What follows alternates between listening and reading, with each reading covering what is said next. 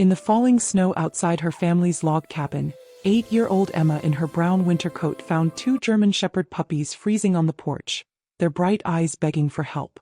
With tears streaming down her face, she convinced her parents to bring them inside, wrapping their shivering bodies in warm blankets. None of them imagined what was about to unfold.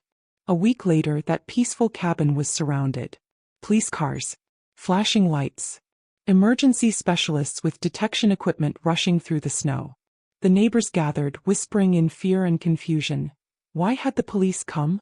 What had those dogs been trying to warn them about? The truth would save over 200's lives and prove that sometimes the smallest heroes, a child, 2 puppies, can sense dangers that escape everyone else. Stay until the end, because what those German shepherds were desperately trying to communicate will change how you think about listening forever. Before we dive into Emma's incredible journey, if stories about courage, compassion, and unexpected heroes resonate with you, go ahead and hit that like button. It helps us share these powerful true stories with more people who need to hear them. And if you haven't subscribed yet, join our community. We bring you a new inspiring story every week. The winter afternoon was fading into dusk when Emma heard it, a sound so faint it almost disappeared beneath the crunch of snow under her boots. She paused mid-scoop, her mittened hands still clutching the snow she'd been packing onto her fort, and tilted her head. There it was again. A whimper, thin and desperate, carried on the cold wind. 8-year-old Emma was no stranger to the language of distress. She'd nursed baby birds fallen from nests, left water bowls for stray cats, once spent an entire afternoon coaxing a frightened rabbit from beneath the neighbor's shed. Her parents joked that she had a sixth sense for creatures in need, though lately they'd been sighing more than laughing when she brought home another project. But this sound pulled at something deeper in her chest. She dropped the snow and ran toward the sidewalk, her breath forming small clouds in the freezing air. And there, huddled against the wooden fence at the edge of their property, were 2 German shepherd puppies. They couldn't have been more than a few months old, their black and tan fur matted with snow and ice, bodies pressed together in a desperate attempt to share warmth. They shook so violently she could see it from several feet away. When their bright eyes met hers, so full of fear and hope it made her heart ache, Emma knew with absolute certainty, they needed her. "It's okay," she whispered, kneeling despite the snow soaking through her jeans. "I've got you." She burst through the front door moments later, breathless and urgent. "Mom, Dad, there are puppies outside and they're freezing." Her mother Sarah looked up from the stove, flour dusting her hands.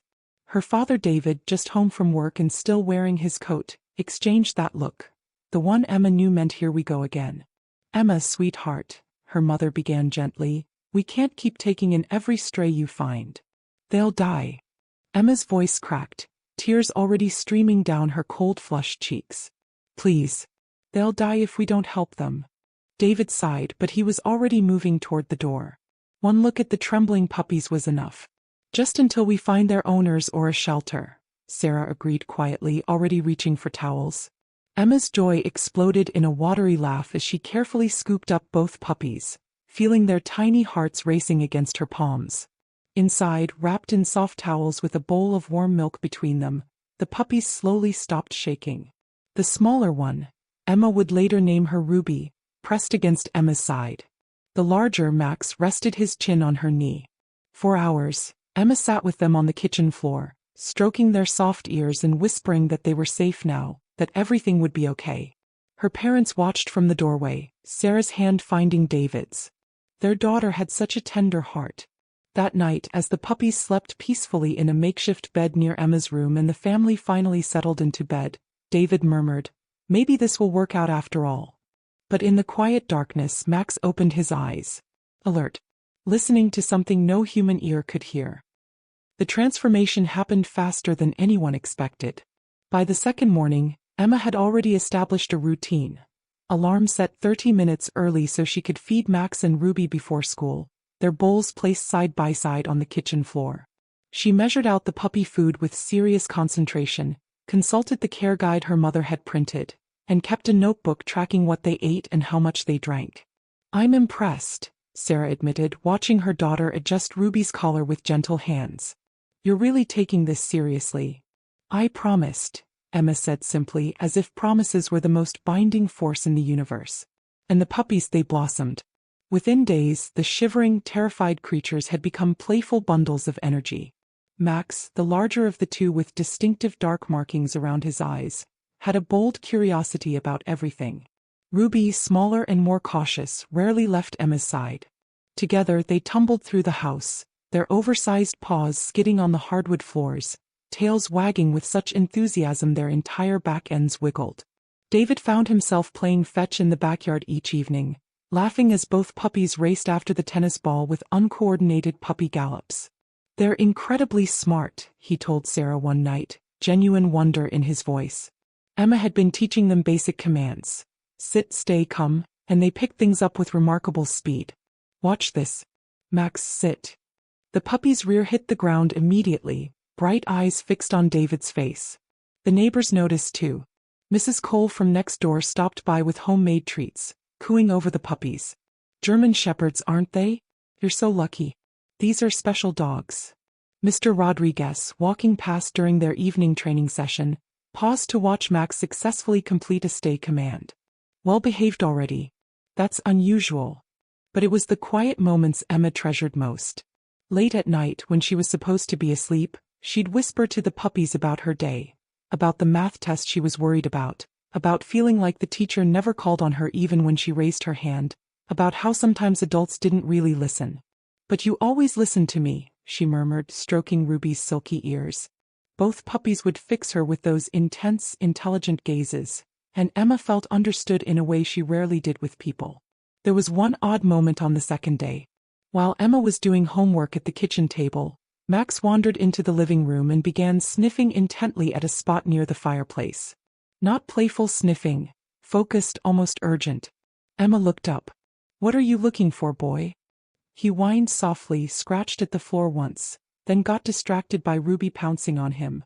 Emma shrugged and returned to her fractions. That evening, as Sarah and David did dishes together, the conversation turned hopeful. "No one's called about missing puppies," David said carefully. "If no one claims them, maybe they're meant to stay with us," Emma said from the doorway, eyes shining. Sarah smiled. "Maybe they are." Day 3 ended in perfect contentment. Emma drifted to sleep with Ruby's warm head resting on the edge of her bed, Max curled on the floor below. Peace settled over the house like freshly fallen snow. But at 2 a.m., both dogs sat up simultaneously, ears rigidly forward, bodies tense. They stared at the floor for a long moment, barely breathing.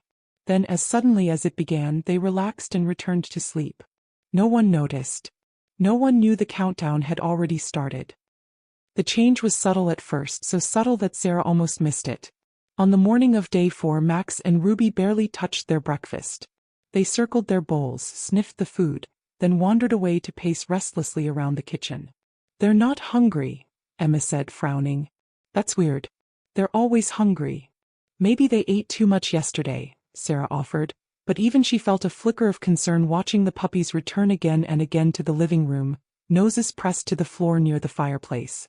When Emma came home from school that afternoon, she found both dogs in that exact spot.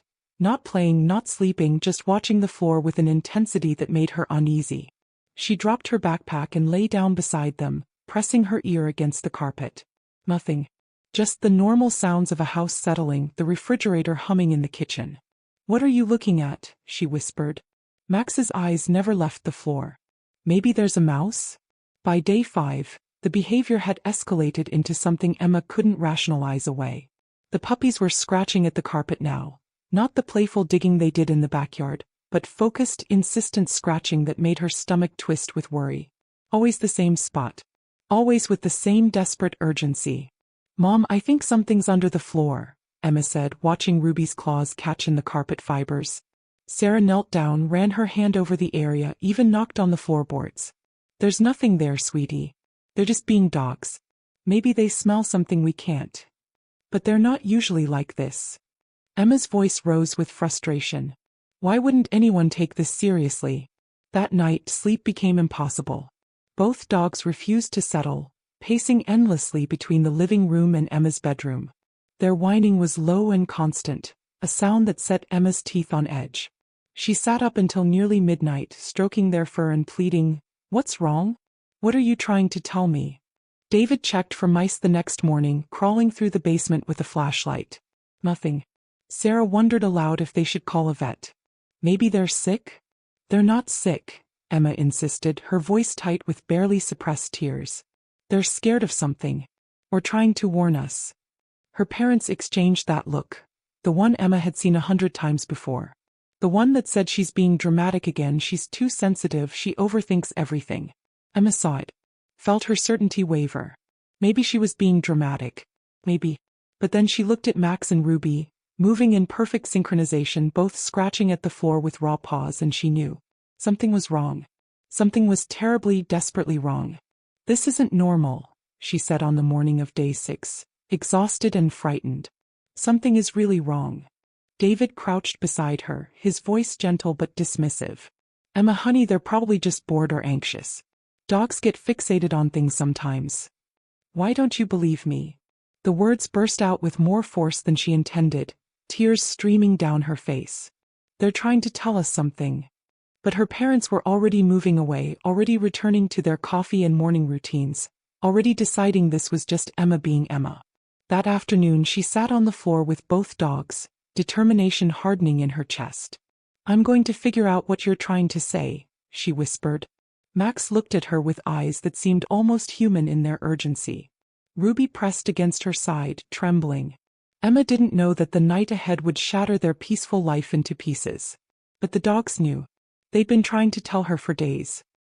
By 11 p.m. on day 6, the house had descended into chaos. Emma's family stood in the living room, exhausted and frightened, watching Max and Ruby behave in ways that defied everything they knew about dogs.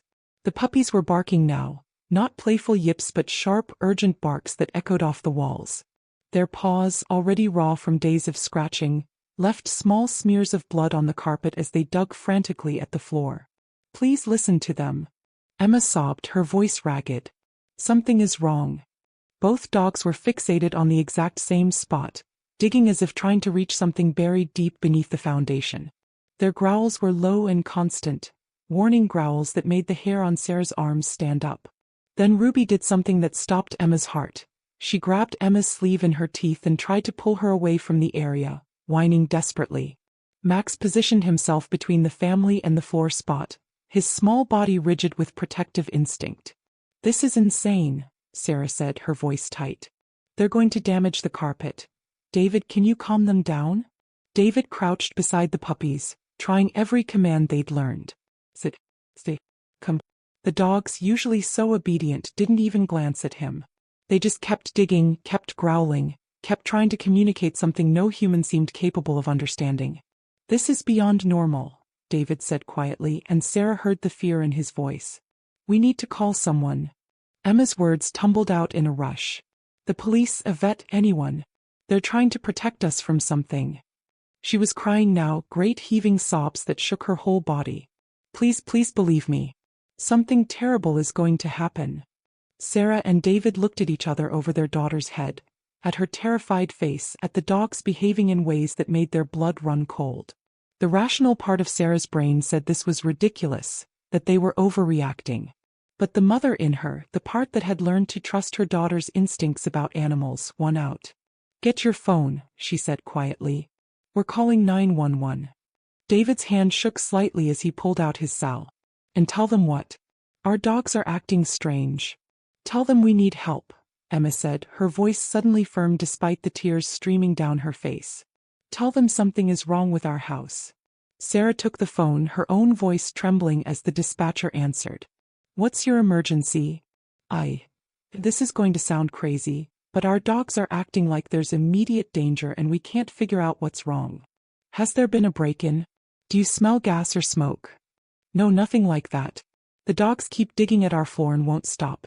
They've been doing this for days, but tonight, Sarah's voice cracked. Tonight they're frantic. Something's wrong. Pause. Then, I'm sending officers to check it out. Stay calm. Don't leave the house in case there's a structural issue. The next 15 minutes felt like hours. The dogs remained frantic, their desperation filling the house with a tension so thick it was hard to breathe. Emma sat on the floor with them, whispering, "Help is coming. We're listening now. I promise we're listening." Around them, lights flickered on in neighboring houses. Others awakened by the commotion.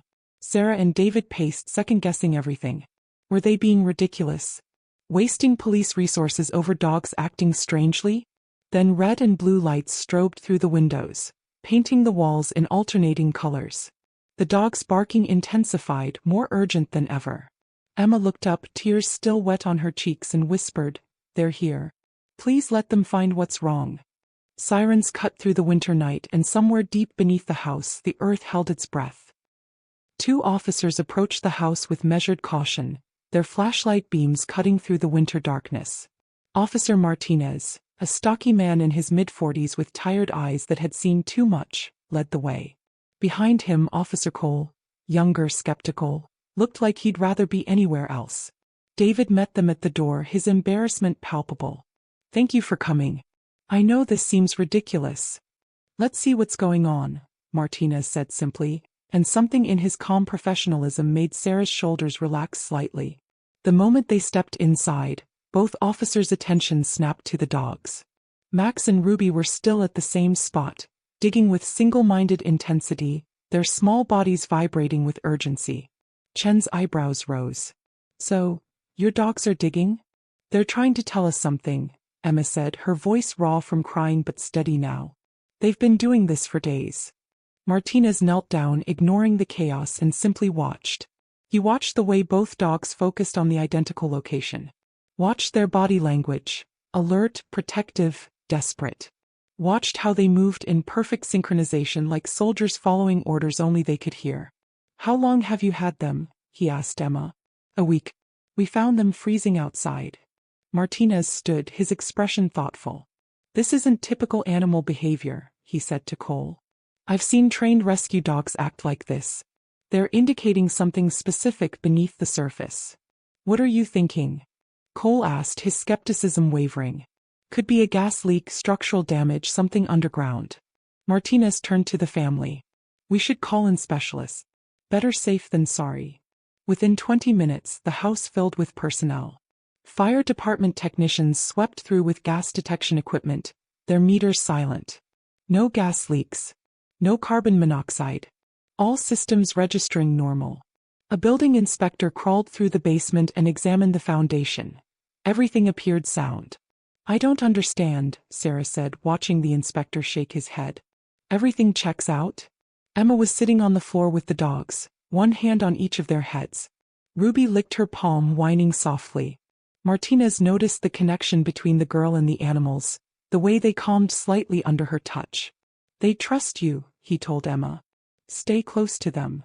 Then Emma spoke, her quiet voice cutting through the adult confusion. "What if it's not in the house?" Everyone turned to look at her. "What if it's under the house? Like deep under?" Martinez's eyes sharpened. "That's actually a good point." "You mean like, ground-related?" Cole asked, finally taking this seriously. "Could there be underground water damage?" Sarah suggested. "Sinkholes." Martinez pulled out his phone, scrolling through contacts. "I know someone," he said. "Dr. Rachel Kim, geologist. If there's something wrong with the ground itself."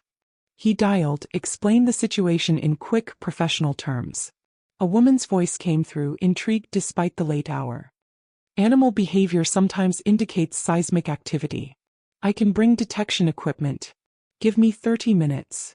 The family waited in growing tension. Neighbors had gathered outside, drawn by the emergency vehicles and flashing lights. Emma looked up at her parents, her eyes red but vindicated. "I knew something was wrong," she whispered. "I knew it." A silver SUV pulled up.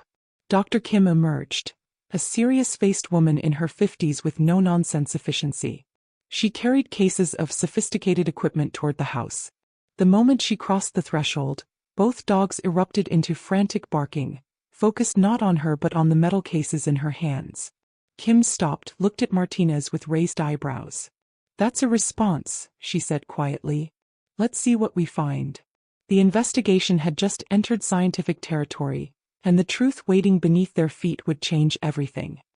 By the way, if you're on the edge of your seat right now wondering what they're about to discover, you're not alone. Thousands of people have watched Emma's story unfold. If you're invested in seeing how this turns out, show some love with a quick like, and if you haven't subscribed, now's the perfect time. Trust me, you'll want to see how this ends. Dr. Kim moved through the house with clinical efficiency, her equipment cases already open on the living room floor. Tell me everything about the dog's behavior, she said, pulling out what looked like a tablet connected to sensors by thick cables. Emma stepped forward, her voice gaining strength as she recounted the timeline. Day 4, the restlessness. Day 5, the scratching. Day 6, the escalation. The exact location they kept returning to. The way they moved in synchronization. How they tried to pull her away from the spot. Kim listened intently, nodding. You've been paying good attention, she said, and Emma felt something loosen in her chest. Validation from someone who actually understood. Sarah and David exchanged a glance, guilt written across both their faces. Their daughter had been the most observant all along. Within minutes, Kim had deployed ground-penetrating radar equipment in the yard, a portable seismometer positioned near the foundation. If there's underground instability, these will detect it, she explained, her fingers dancing across the tablet screen. The dogs watched from the doorway, calmer now but still alert, as if they knew someone was finally listening. The equipment beeped. Once, twice. Then a steady stream of alerts. Kim's expression shifted from professional interest to something darker. I'm picking up unusual seismic activity. Meaning what exactly? Martinez asked, moving closer. Meaning there's movement in the substrata that shouldn't be there. She repositioned the sensors, moving them across the yard in a grid pattern. The highest readings came from directly beneath the living room, exactly where Max and Ruby had been digging for days. The ground-penetrating radar painted a picture on her screen, layers of earth and rock, and running through it, a dark line that made Kim's breath catch. Oh no, she whispered. Everyone froze. What is it?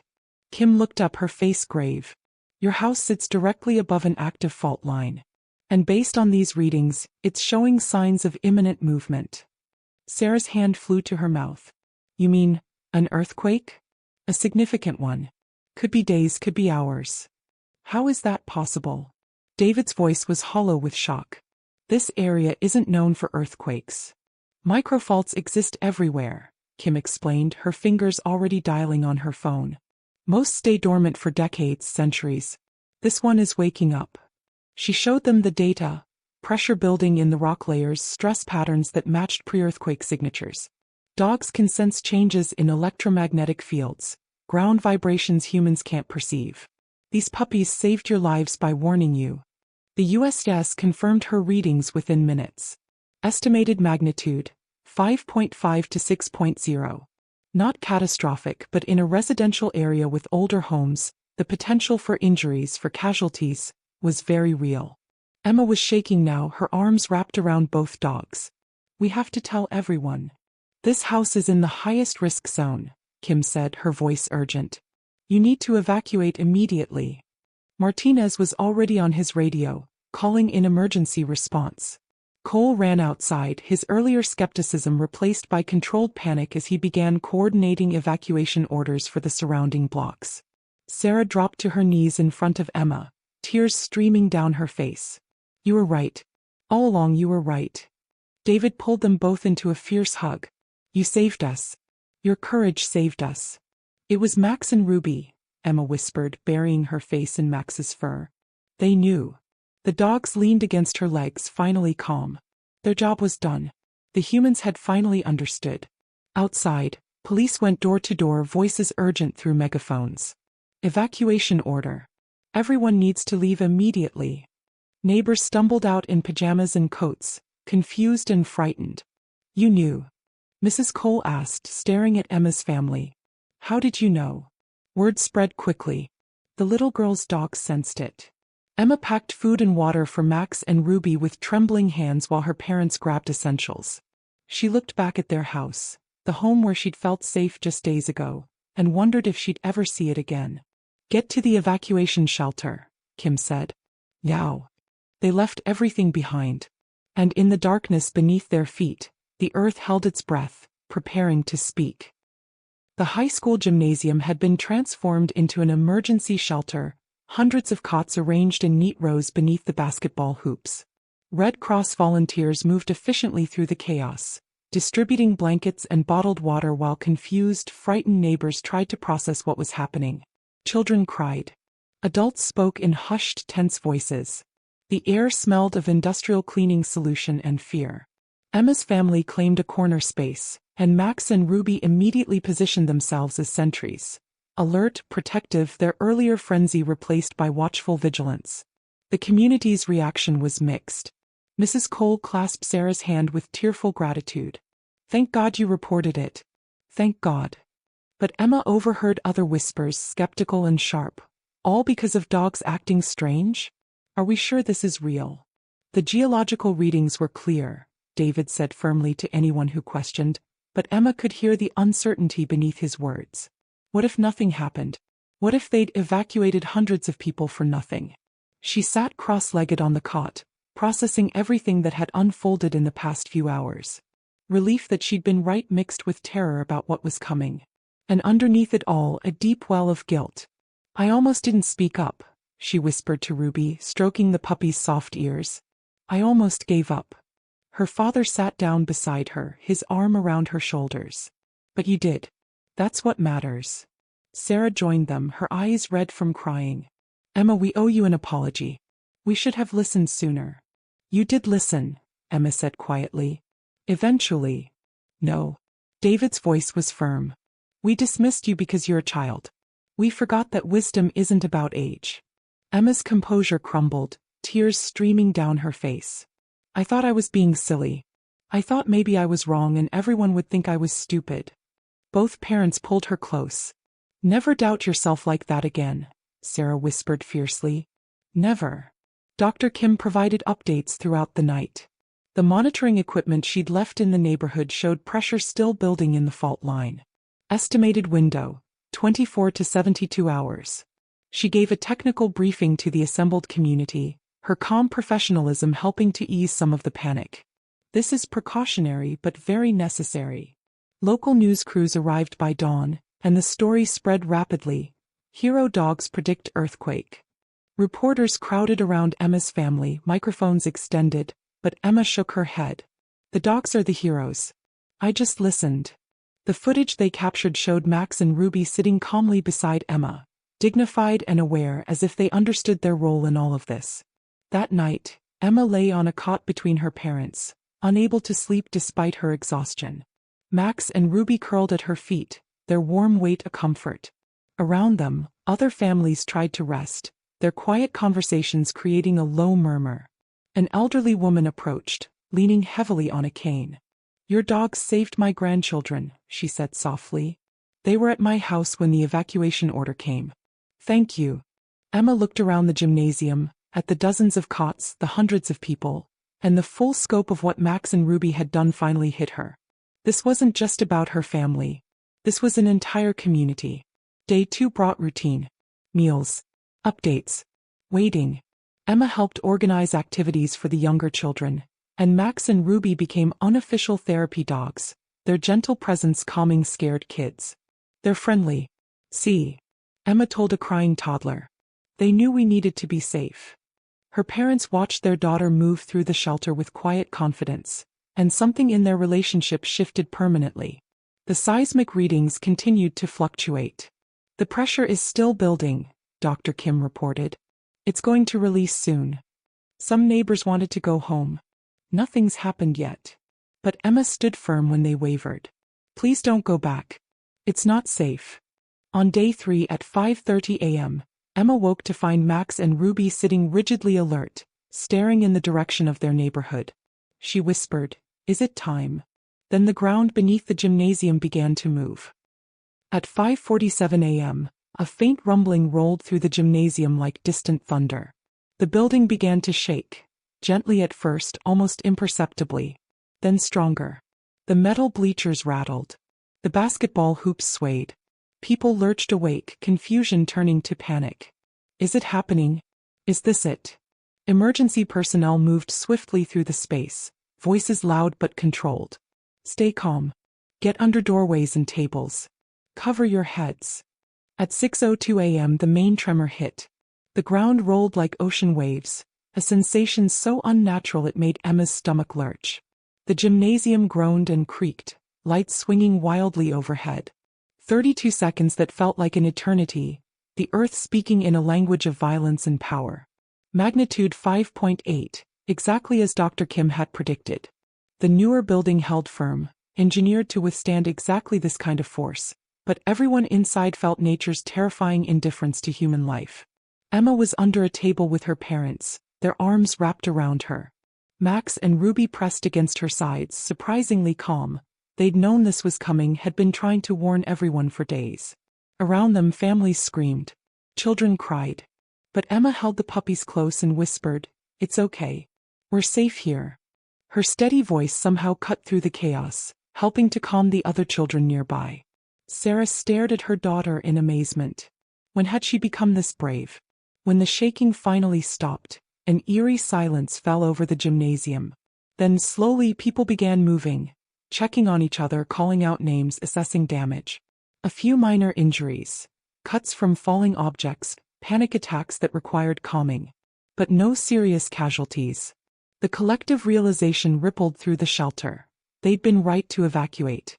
Gratitude began replacing fear. Emergency services reported in from the neighborhood. Drone footage came through on screens set up by the Red Cross, and the community gathered to watch their homes. Emma heard sharp intakes of breath, gasps of shock. Her own house appeared on screen. The roof partially collapsed, walls cracked, foundation visibly damaged.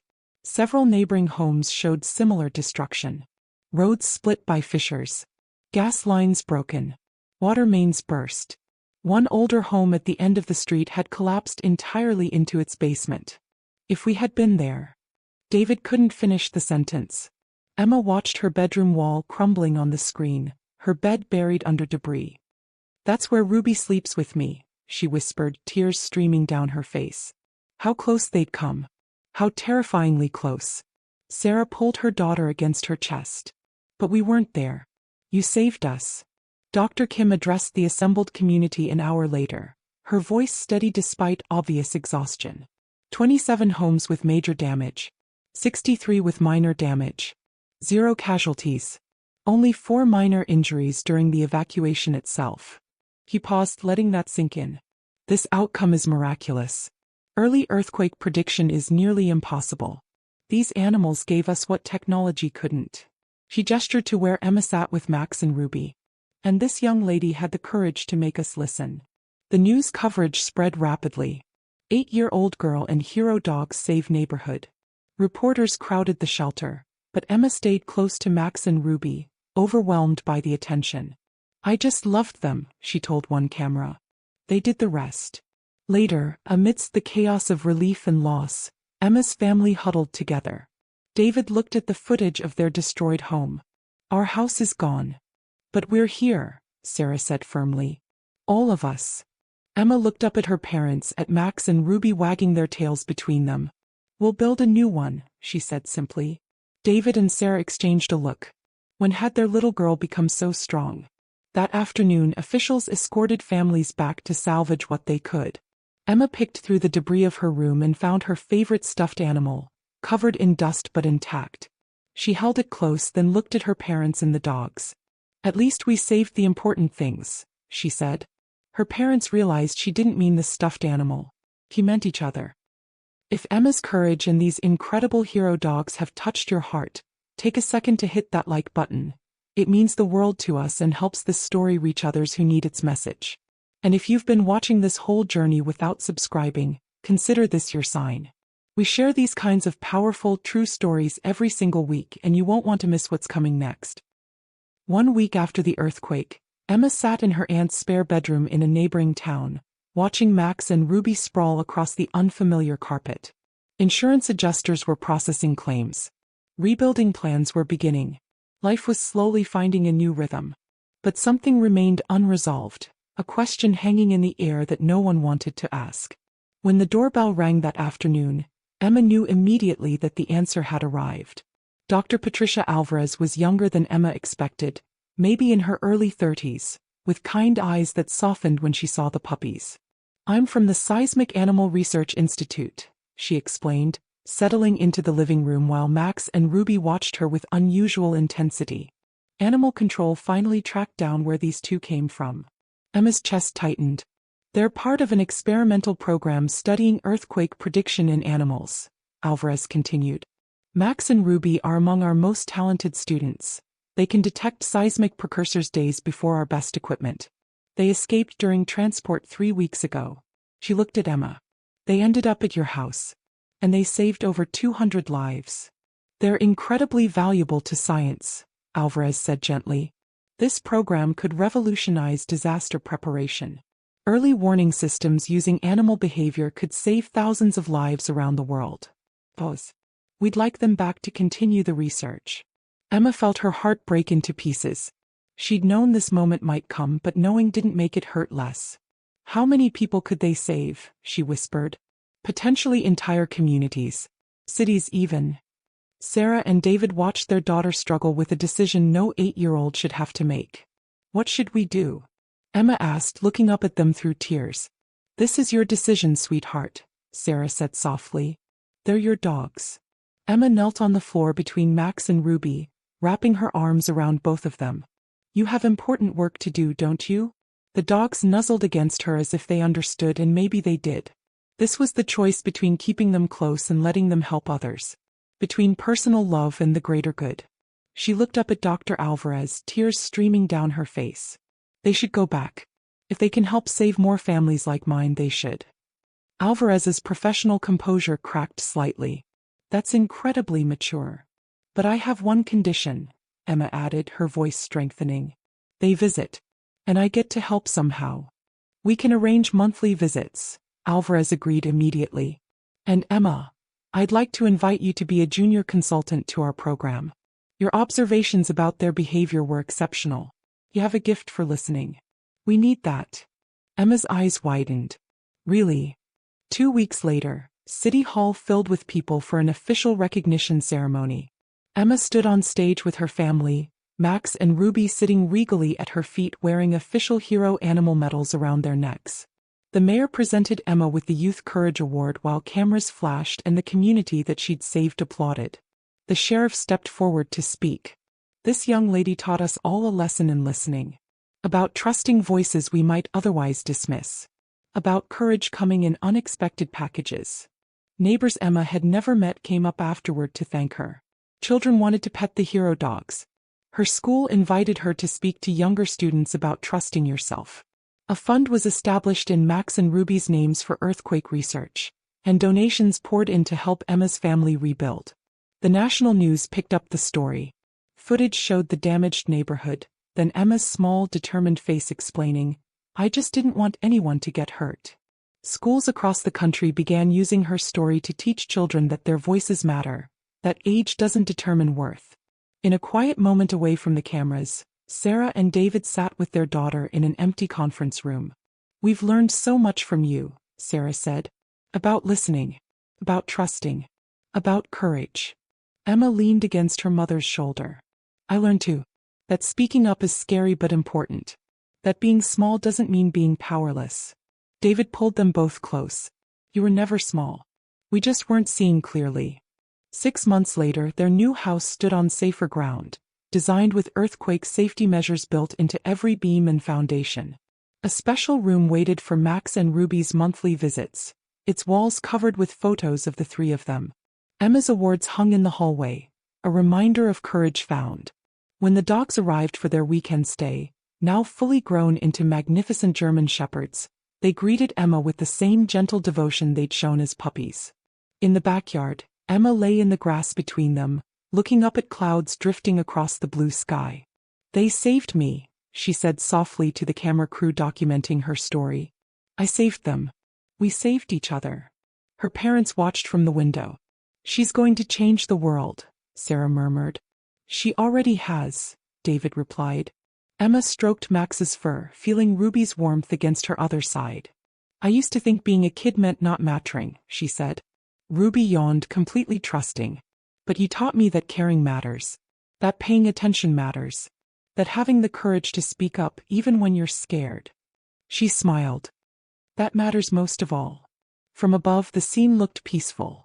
1 girl, 2 dogs, a neighborhood rebuilt and thriving. A community gathered for a block party celebration, children playing, families laughing. All because one little girl listened to what couldn't speak. And refused to stop speaking until someone listened back. Heroes don't always roar. Emma's voice carried over the final images. Sometimes they whimper in the snow. Sometimes they scratch at floors and won't give up. Sometimes they're just 8 years old and scared. But they all have one thing in common: they care enough to try. And they trust that someone somewhere will finally listen. The screen faded to photos of Emma growing older, working with rescue animals, Max and Ruby continuing their life-saving work at the research facility. Statistics about animal earthquake prediction. A final call to action. Listen to the unheard. You might save lives. Emma's final smile, confident and compassionate, her faithful dogs by her side. Boys. If Emma's story touched your heart, don't keep it to yourself. Share this video with your loved ones, because you never know who needs to hear that their voice matters no matter how small they feel. Drop a comment below and tell us, where in the world are you watching from? Have you ever had a moment where you knew something was wrong but struggled to make others listen? Or maybe have your own story about an animal that saved your life. We'd love to hear from you. And if you believe in stories that celebrate courage, compassion, and the power of listening, hit that subscribe button. We bring you incredible true stories every week that remind us what it means to be human, to trust our instincts, and to never underestimate the heroes among us, whether they walk on 2 legs or 4. Like this video if Emma's courage inspired you. Share it with parents who need a reminder to listen to their children. Share it with kids who need to know their voices matter. Share it with anyone who's ever rescued an animal and discovered they were the ones being rescued. Because sometimes, the stories that save us are the ones we pass along. Comment, subscribe, share, and never stop listening. Your voice matters. Just like Emma's did. Just like Max and Ruby's did. Don't let anyone tell you otherwise.